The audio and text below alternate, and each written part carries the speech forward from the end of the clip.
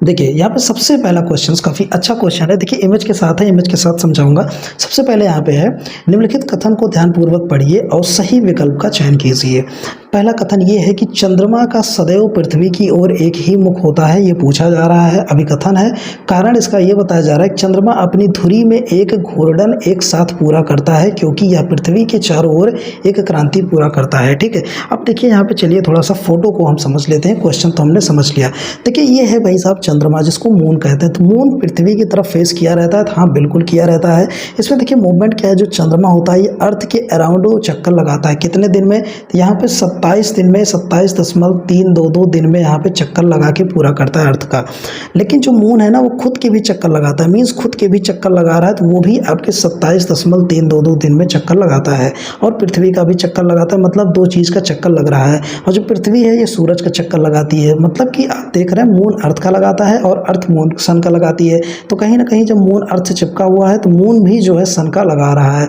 लेकिन क्वेश्चन में ये है कि क्या मून अर्थ से की तरफ उसका चेहरा होता है? हाँ जरूर होता है, और इसका चक्कर भी लगाता है। तो कहने का मतलब ए और आर दोनों सत्य हैं और आर सही व्याख्या है ए का। ठीक है, ये चीज़ यहाँ पे हो गया। दूसरा क्वेश्चन चलते हैं। मधुमक्खियों द्वारा अमृत यानी कि नेक्टर्स को शहद में बदलने की प्रक्रिया में पानी की मात्रा के बारे में निम्नलिखित में से कौन सा सही है? इसका आंसर आप लोग बताइए। चलिए आपको बताते हैं। जो इसका आंसर है मधुमक्खियों द्वारा अमृत नेक्टर्स, तो नेक्टर्स कहने का मतलब इन जो मधुमक्खी हैं इनके जो पीछे आप देख रहे हो ये होते हैं नेक्टर्स। तो इस नेक्टर्स में ये जो है रस को लाती है। रस को कहाँ से लाती हैं? जैसे कोई फल्स हो गए, कोई आपके पौधे हो गए, पेड़ हो गए, फूल हो गए। ज़्यादातर फूल से जो है ये फूल से लेके आती हैं। फूल के जो रस होते हैं वहाँ से रस को चूस के ये निकाल के ला के शहद बनाती हैं।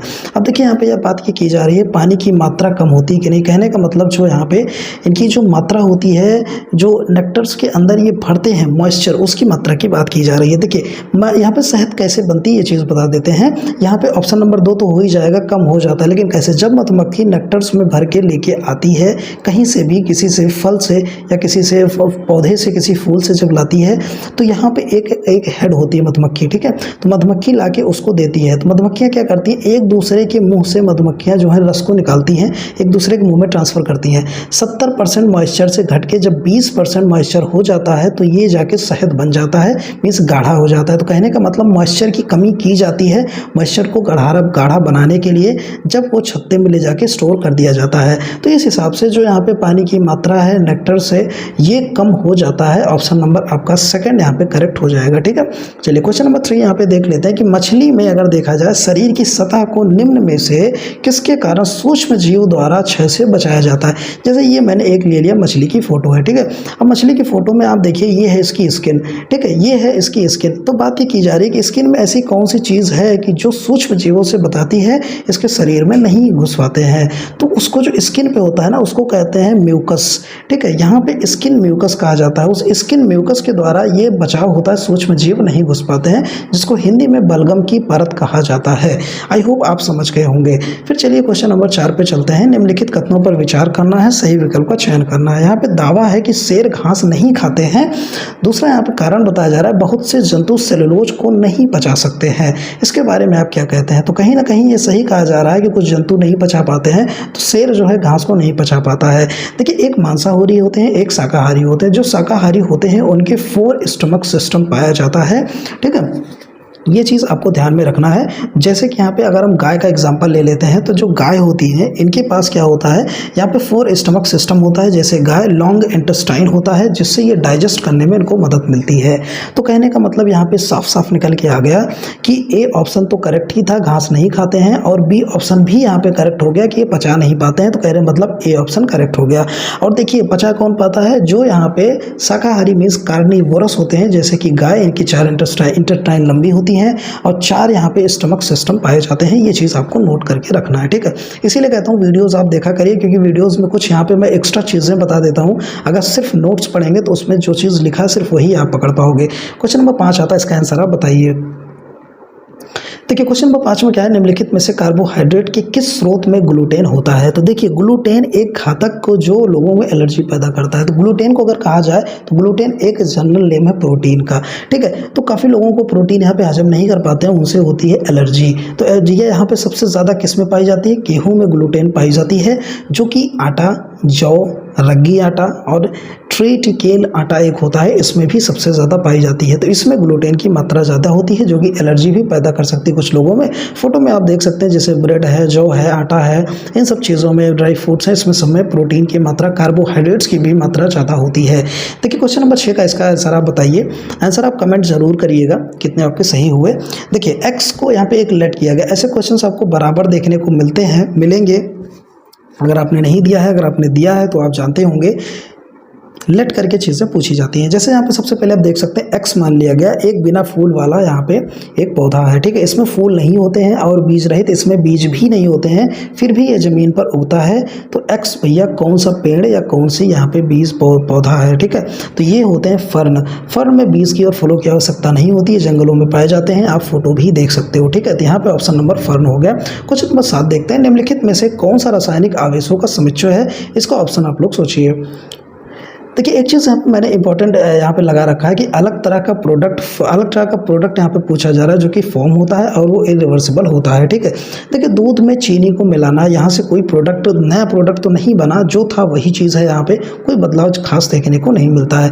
दही से छाछ बनाने के भी केस में ये चीज़ नहीं आती है, लेकिन जो केमिकल यहाँ पे डिफरेंस देखने को मिलता है वो दूध से दही में मिलता है, क्योंकि इसमें पूरा टेस्ट बदल जाता है, थोड़े से कलर में भी बदलाव आ जाते हैं, तो कई चीज़ों में केमिकली चेंज हो जाता है। दूध से दही और पनीर भी यहाँ पे टोटल डिफरेंट बन जाता है, मीन्स केमिकल चेंज किस में होते हैं, दही और पनीर में। तो इस वजह से बी एंड सी वाला ऑप्शन यहाँ पे आपका करेक्ट हो जाएगा, ठीक है। चलिए क्वेश्चन नंबर 8 देख लेते हैं कि सबसे मजबूत प्राकृतिक फाइबर कौन सा है। तो सबसे मजबूत यहाँ पे अंग्रेजी में कहते हैं सिल्क। एक सिल्क होता है, सिल्क वर्म जिसको कहते हैं, कीड़ा होता है जिससे बनाया जाता है सिल्क। कीड़े को उबाला जाता है, काफ़ी लंबा प्रोसेस होता है। ये सिल्क है, सिल्क की साड़ी आती है, सिल्क की चादर आती है, मतलब कई सारी चीज़ें आती हैं जो कि हम डेली लाइफ में इस्तेमाल करते हैं। तो कहने का मतलब जो रेशम है ये काफ़ी मजबूत प्राकृतिक फाइबर होता है, ठीक है। चलिए क्वेश्चन नंबर 9 का आप लोग बताइए। तो क्या पे पूछ रहा है ना कि निम्नलिखित में से कौन सा सिंथेटिक संकेतक है। तो सिंथेटिक संकेतक की यहाँ पे अगर हम बात कर लेते हैं तो सबसे पहले इसको सिंथेटिक इंडिकेटर कहा जाता है, ठीक है। तो ये क्या होता है कि ये लेबोरेटरी में बने होते हैं, ये बात यहाँ पे कही जा रही है। तो ये जो आप रंग देख रहे हैं ना, ये मिथाइल ऑरेंज खोल है। तो ये क्वेश्चन जैसे आपको देखने को मिले, सिंथेटिक संकेतक कौन है, तो मिथाइल ऑरेंज खोल यहाँ पे है। फोटो इस तरीके से आप देख सकते हैं। फिर क्वेश्चन नंबर यहाँ पे 10 आता है कि अदिति अपनी सहेली को एक गुप्त संदेश भेजना चाहती थी। उसने अपनी सहेली को एक पत्र लिखा। इन्होंने एक लिखा पत्र, ठीक है, एक जो है इन्होंने लिखा पत्र। और उस पत्र में क्या हुआ ना कि ऐसा नहीं लगता था कि उस पत्र पे इन्होंने कुछ लिखा है, जैसे कोई पन्ना है इसमें कुछ लिखा उस पर, लेकिन जना ही नहीं दे रहा कुछ लिखा गया है। तो कुछ ना कुछ केमिकल चीज़ें मिलाई गई हैं। तो उसने अपनी सहेली को चुकंदर के टुकड़े के कागज को रगड़ने के लिए कहा। संदेश गहरे लाल रंग में दिखाई दिया। देखिए एक कागज पे इन्होंने पत्र लिखा और कुछ ऐसी चीज़ इन्होंने इस्तेमाल किया जिससे वो चीज़ दिख तो नहीं रहा है, लेकिन जब चुकंदर के टुकड़े को रगड़ा गया इस कागज पे तो वो लाल रंग का दिखाई दिया। तो ऐसा वो क्या चीज़ था, क्या प्रोडक्ट था, ठीक है। तो काफ़ी इंपॉर्टेंट क्वेश्चन है। तो इसमें देखिए ध्यान से समझिएगा, जो फोटो देख रहे हैं ना, ये बेकिंग सोडा है। तो बेकिंग सोडा का घोल का जब इस्तेमाल हम करते हैं तो चीज़ें ट्रांसपेरेंट होती हैं, दिखाई नहीं देती हैं, ठीक है। तो ये चीज़ आपको समझ के रखना है। क्वेश्चन नंबर 11 आप इसका आंसर ज़रूर बताइए। देखिए बायोलॉजी से रिलेटेड क्वेश्चन है, काफ़ी इंपॉर्टेंट है कि एक जैसे जुड़वा बच्चे पैदा होते हैं, इसका कारण क्या होता है। सबसे पहले यहाँ पे ऑप्शन आ जाता है कि अलैंगिक प्रजनन मीन्स की एसेक्सुअल रिप्रोडक्शन। दूसरा ऑप्शन आ जाता है 2 अंडों का निषेचन होता है, means fertilisation of 1 egg by 2 sperm, मतलब 2 लोग का स्पर्म यहाँ पे इस्तेमाल होता है एक एग को बनाने में लिए। एक एग बनता है 2 स्पर्म से, ऐसा भी नहीं है। 2 शुक्राणुओं द्वारा एक अंडे means fertilisation of 1 egg by 2 sperm, ये भी नहीं है। एक अंडे का निषेचन एक शुक्राणु द्वारा होता है। कहने का मतलब एक अंडा और एक स्पर्म, मतलब एक इंसान और एक औरत के साथ मिलके ही जो है यहाँ पे जुड़वा बच्चे पैदा होते हैं। ये कंडीशन यहाँ पे बताई जाती है जिसमें एक अंडे का और एक स्पर्म की ज़रूरत होती है। अब देखिए थोड़ा सा फोटो से इसको समझ लेते हैं एक्चुअल में प्रोसेस क्या होता है, ठीक है। देखिए ये रहा आपका स्पर्म, जो ये पूंछ वाला है ना, ये है आपका स्पर्म, और ये जो गोल सा है ये ओव्यूम जिसको कि अंडा कहा जाता है। ये महिलाओं में पाया जाता है, पुरुष में पाया जाता है। तो एक महिला एक पुरुष के द्वारा यहाँ पे ये चीज़ मिलती है। जब ये मिश्रण होता है तो इससे बनता है एक जाइगोट। तो जाइगोट ना पहले ऐसे होता है, जाइगोट जो है ऐसे होगा, इसमें एक बूंदी पाई जाएगी। लेकिन किसी कंडीशन में क्या होता है, जाइगोट जो है स्प्लिट हो जाता है। जब जाइगोट स्प्लिट हो जाता है तो ये दो तरीक़ों से यहाँ पे ये अलग अलग यहाँ पे भ्रूण बन जाते हैं, ठीक है। तो जब भ्रूण अलग अलग बन जाते हैं तो इससे क्या होता है कि जो बच्चे हैं तो आपके जो बच्चे बनते हैं ना प्लेसेंटा में, यहाँ पे दो बच्चों का निर्माण हो जाता है। कहने का मतलब ये है, जाइगोट अगर सिंगल है तो सिंगल बच्चा होगा, अगर जाइगोट स्प्लिट हो गया, आपका बट गया, तो इसमें दो बच्चे हो जाते हैं। तो ये कंडीशन होती है। तो इतना मान के चलिए कि 1 एग और 1 स्पर्म के द्वारा ही जो है बच्चे पैदा हो सकते हैं, ठीक है। देखिए क्वेश्चन नंबर 12 देखते हैं। धातु के दरवाजे की कुंडी, जैसे कि लोहे की कुंडी होती है, तो ठंडियों में बात ये की जा रही है कि जो लोहे की कुंडी है या प्लास्टिक की कुंडी है, तो लोहे की कुंडी ज़्यादा ठंडा क्यों हो जाती है ठंडियों में? तो इसका देखिए सिंपल सा आंसर है, धातु की तुलना में प्लास्टिक ऊष्मा का बेहतर, नहीं प्लास्टिक नहीं, यहाँ पे आपका ये प्लास्टिक नहीं होगा, यहाँ पे आपका हो जाएगा प्लास्टिक की तुलना में धातु ऊष्मा का बेहतर संवाहक है, इसीलिए जो है यहाँ पे ठंडा हो जाता है। ये वाला ऑप्शन आपको देख लेना है, ठीक है। ऑप्शन नंबर 13, निम्नलिखित कथन को ध्यानपूर्वक पढ़िए और सही विकल्प चुनिए। सबसे पहले यहाँ पे क्वेश्चन है, अल्ट्रासाउंड मनुष्यों के लिए अश्रव्य मीन्स इनऑडिबल होता है, सुन नहीं पाते हैं, क्यों? देखिए मानव कान में 20 हर्ट्ज से लेके 20,000 किलो, मतलब कहने का मतलब 20 हर्ट्ज से लेके 20 किलो हर्ट्ज कह सकते हो, या 20,000 हर्ट्ज के बीच में सुनाने की सीमा होती है, ये बात सही है। और मनुष्य सुन नहीं पाते, ये भी बात सही है। तो एक तरीके से ऑप्शन नंबर ए करेक्ट हो गया।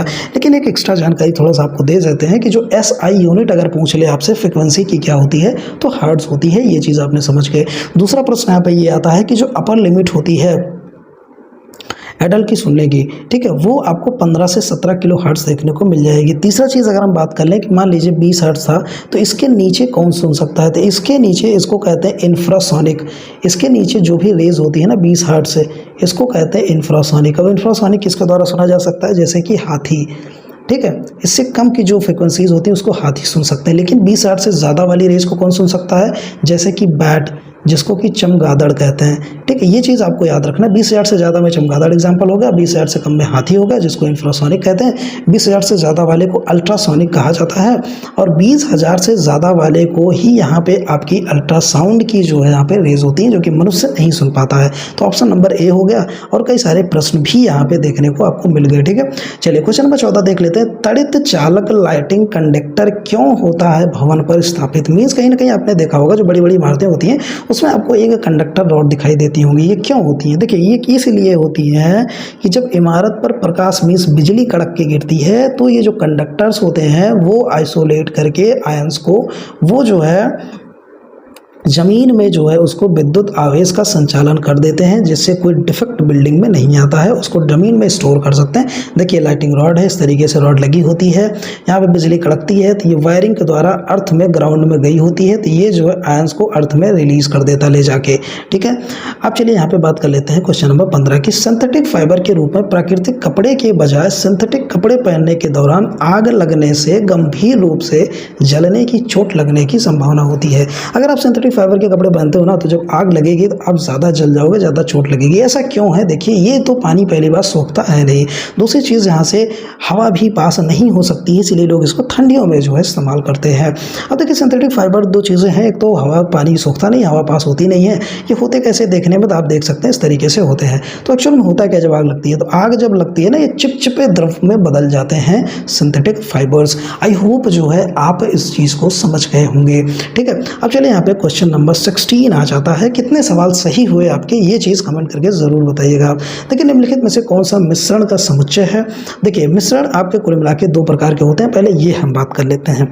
सबसे पहले होता है समांगी मिश्रण, दूसरा विषमांगी मिश्रण। Means homogeneous and heterogeneous. Homogeneous means कि जो हम अगर मिलाएं मिश्रण करें भी तो वो हमें साफ साफ दिखाई दे, ट्रांसपेरेंट हो। लकड़ी इसमें ना हो के लकड़ी जो है आपका हेट्रोजीनियस में है, क्योंकि लकड़ी में कण कुछ ना कुछ बचे रह जाते हैं। सोडा पानी मिलाते हैं तो भी ट्रांसपेरेंट है।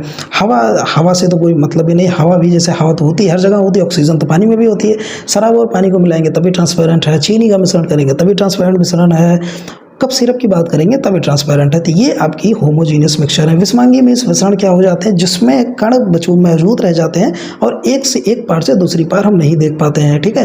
तो ये आपका जैसे मिट्टी को मिला दिया, पेट्रोल को मिला दिया पानी में, है ना, चाक और पानी को मिला दिया, बालू और पानी को मिला दिया, झावा हो गया, गन पाउडर हो गया, इन सब चीज़ें किसके एग्जाम्पल्स हैं, हेट्रोजीनियस मीन्स कि यहाँ पे आपके विषमांगी मिश्रण के। अब यहाँ पे क्वेश्चन पूछ रहा है ना, निम्नलिखित में से कौन सा मिश्रण समुच्चय है, तो यहाँ पे लकड़ी, वायु और रेत जो है यहाँ पे समुच्चय है। कहने का मतलब ये आपके विषमांगी मिश्रण में हो जाएंगे, ठीक है।